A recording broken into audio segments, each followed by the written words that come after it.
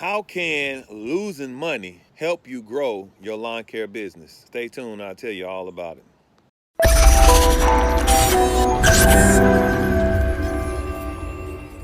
What's up, fam? This is Vic from Cutz Premium Lawn Care here in Conyers, Georgia. Hope you guys are cutting on. Please like and subscribe to the channel.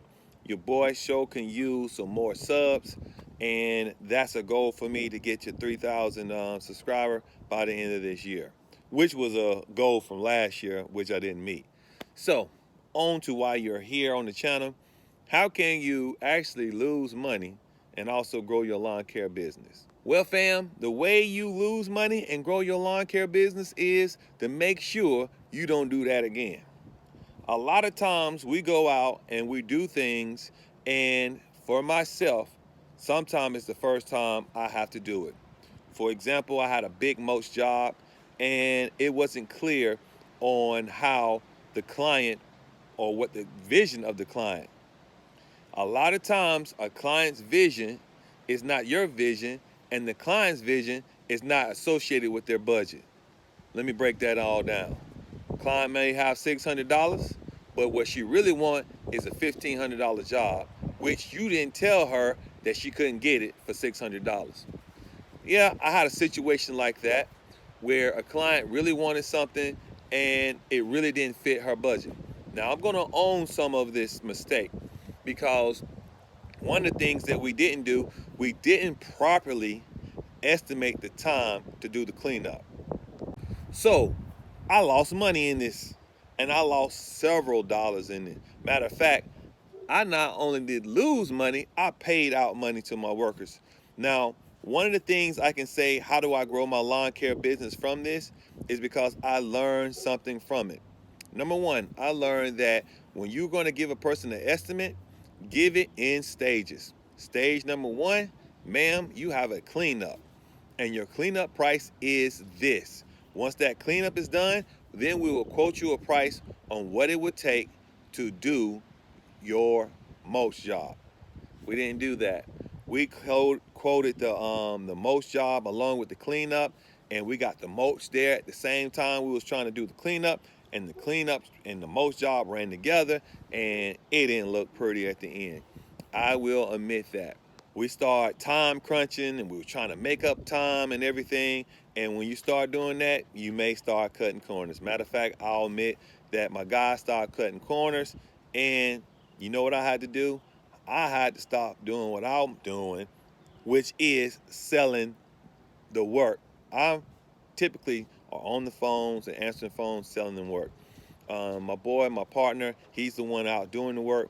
But again, sometimes I have to stop doing that, get on the scene and help him, in the sense of sometimes it's easier when two brains are working together. And at that particular time, we had 6 guys already there trying to work. And it's new to us, making sure everyone doing their part. Pretty much, fam, I wind up not meeting the client's expectations, which I can understand it. It was some areas where we start saying, hey, you know, you're supposed to do that area too, and then you didn't do that area over there, and then you didn't do that area over there, and then, you know, my partner was saying we didn't quote her for that area, and we definitely didn't quote her for that area. And why are we doing this extra work? You know why? Because we didn't do our due diligence and make sure that we tell the client this is what we're doing and putting it in writing. I didn't do it. So I dropped the ball. So I had to pay for my education, which I did. Now, one of the things I've learned from it is that you cannot blame the customer for your shortcoming by not putting it in writing, for your shortcoming by not planning for it. So I wasn't upset with her. It did get to a situation where we had put a lot of time in it, and she wanted to back out of the job. And I'm like, hold on, you can't back out of the job now. You know, we done did this work. You need to allow us to finish it to where you're satisfied, and you need to pay us the rest of the money. Now, she did give us, I did require a 50% deposit, but the most of the deposit went towards the material. It didn't really go towards the labor. We had pretty much had finish the job, and we probably needed another hour and a half into it. And she called me the next following morning and told us that we didn't need to come back, that her and her husband was going to finish it. I'm like, yeah, after we done did all the heavy lifting, yeah, of course you want to finish it. But I did convince her, the important part of that I own my mistakes, and I was willing to make sure that the work was completed to her satisfaction up to a point. And the reason why I say up to a point is because realistically, she had a lot of work that was necessary. I told you she had a $600 budget, but the work was 15. And matter of fact, let me tell you something. She did let us go, which is I understand that as well. She let us go as her lawn care provider, and she texted me that somebody else came along and said, "Hey, we overcharged her." No, we didn't. We didn't overcharge her at all. Someone came along and saw the work that was completed, and then said what they would have do to it just to get the job. Because the amount of work that we put in it, man, I'm telling you, we probably put, I'm not exaggerating, about maybe 8 hours. If not eight, at least anywhere between 6 to 8 hours worth of work, and we got paid $600. And I'm talking about 6 guys. So you already know with the math that doesn't add up.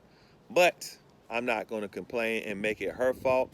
What I'm saying, fam, is that you can lose money in this business, but please learn something, because this business is not just about you going out marketing and putting door hangers on, and you got the best looking trucks and you got all this stuff on your trucks. You know what it is? It's outlasting the next guy. I'm telling you, because stuff goes down, mowers break. Man, I got issues with weed eaters not working, whether or not they ain't mixing the gas right, whether or not the person not pulling the string right, that they not setting it in, whatever you could think of. But at the end of the day, if you can't afford to buy more equipment to outlast the other guy who coming in fresh this year, and they excited and they got new equipment and they ready to go, then you're not gonna get any clients. Clients gonna come, clients gonna go. I have clients that say, "Hey man, you do a great job, man. It's fantastic." And I have a client or customer who say, "Hey, y'all didn't do this right, y'all didn't do that right." You do know that there are people out there that you have to spend extra time doing things for them. I'm not mad at them. When it comes to certain food I eat, I like it a certain way. Some people may not like, may not care how their steak is cooked. I particularly, when I was eating steak, had a way I want mine cooked. So I'm not upset with a client who wants their yard done a particular way. With that being said, I have learned which customer best suit what it is that I can offer. Now, I know a lot of people will say, well, Vic, which customer you best suited? I like the customer who wants me to be dependable and reliable, and if I make a mistake, they'll allow me to come back and fix it. That's it. Because at the end of the day, ain't one guy out there cutting yards ain't gonna make a mistake if they're trying to grow the business. Now, don't get me wrong. If I'm the guy out there cutting every day, I'm the guy out there doing all the hedge work, of course, I believe I ain't gonna make any mistakes.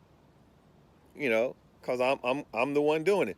But if you're trying to hire somebody and you got 8 workers, they're gonna make mistakes because they're learning too. And guess what? You have to pay for your mistakes. And this is how losing money can help you grow your lawn care business.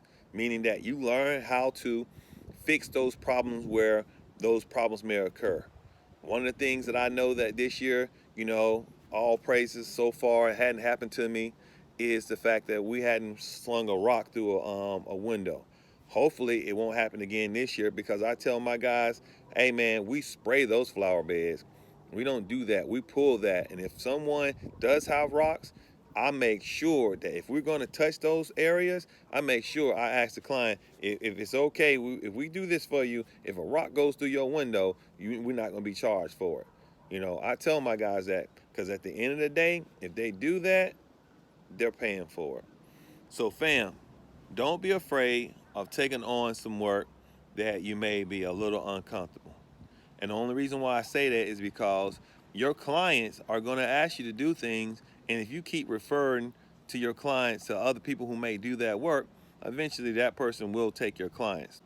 Case in point, I have a client who asked me, "Hey, can you do a mulch job?" And I'm telling you, I don't do customers mulch job unless one thing, unless they are a recurring customer.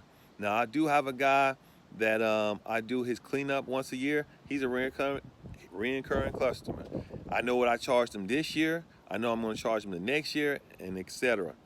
But if someone asks me, "Hey, can you come out and do a mulch job for me?" I don't typically take on those type of clients, because I know that I want someone who's committed with the cutting of the grass, because I know that's where I make my money. I may lose money doing the mulch. I'm still working on making sure that we have a ritual and routine for that, and we don't have one right now. And I know a lot of you say, "Oh man, that's where you make all your money at, man. That's where you make all your money." Yeah, that's if I'm out there doing it. The thing is, I don't want to be the one out there doing it. So my guys have to be trained, and experience trains them, which means that anything that you do for the first time takes longer, which means that you are investing money into their education. You learn from your mistakes.